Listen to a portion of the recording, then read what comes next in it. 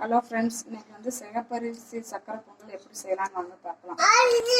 இந்த டம்ளருக்கு வந்து ஒரு டம்ளர் அரிசி எடுத்துருக்கிறேன், அரை டம்ளர் பருப்பு எடுத்துருக்கிறேன், அப்புறம் ஒரு 1/4 கிலோ வெல்லம். இது அரிசியும் பருப்பும் 1/4 கிலோ, அதுக்காக 1/4 கிலோ வெல்லம்.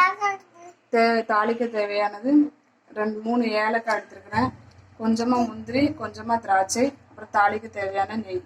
வாங்க இப்போ எப்படி செய்யலாம்னு பார்க்கலாம். குக்கரில் தான் பண்ண போகிறோம், வாங்க பார்க்கலாம். இப்போ ஃபஸ்ட்டு குக்கரில் அரிசி போட்டுக்கலாம். அரிசியை கழுவி நான் 10-20 நிமிஷம் ஊற வச்சுருந்தேன். பருப்பு வந்து கழுவி வறுத்து வச்சுருக்கிறேன். லைட்டாக பொன்னிறமாக வறுத்துக்கோங்க, வறுத்தா நல்லா வாசனையாக இருக்கும். அதையும் போட்டுக்கலாம். போட்டு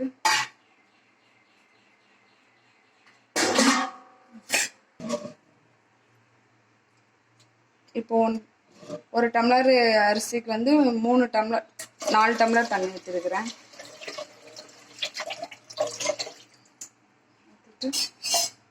கொஞ்சமாக நெய் விட்டு வேக வச்சுக்கலாம்.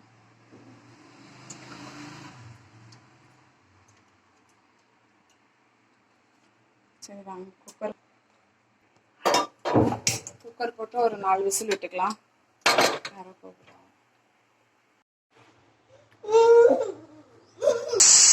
இப்போ 4 விசில் வந்துருச்சு. ஏர் ரிலீஸ் ஆகட்டும், அதுக்கப்புறமா பார்க்கலாம் வாங்க. விசில் ஃபுல்லாக இறங்கிருச்சு, வாங்க பார்க்கலாம். 4லேருந்து 5 விசில் விட்டுக்கோங்க. உங்கள் குக்கர் எப்படி இருக்கோ அந்த மாதிரி விட்டுக்கோங்க.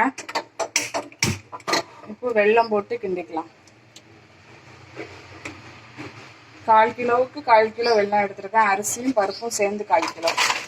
அச்சு வெல்லம் எடுத்துருக்கிறேன் 4. அப்புறம் ஒரு 3 ஏலக்காய் தட்டி வச்சுக்கிறேன், அதையும் போட்டுக்கிறேன்.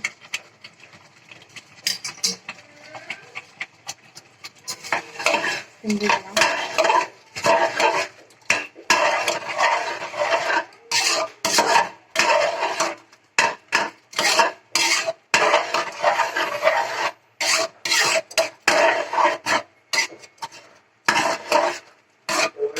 வெல்லம் கரையட்டும்.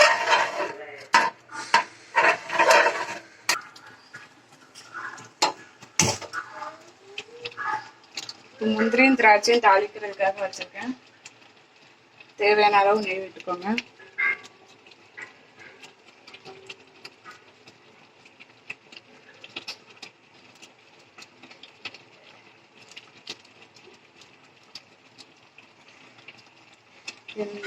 நெய் காயட்டும். இப்போ நெய் காஞ்சிருச்சு, முந்திரியும் திராட்சையும் போட்டுக்கலாம்.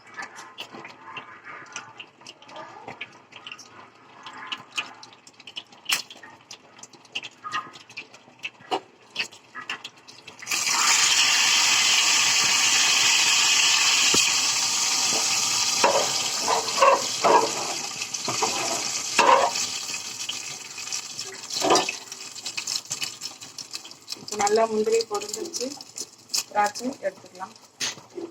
எடுத்து அப்படியே பாயசத்தில் கொட்டிக்கலாம்.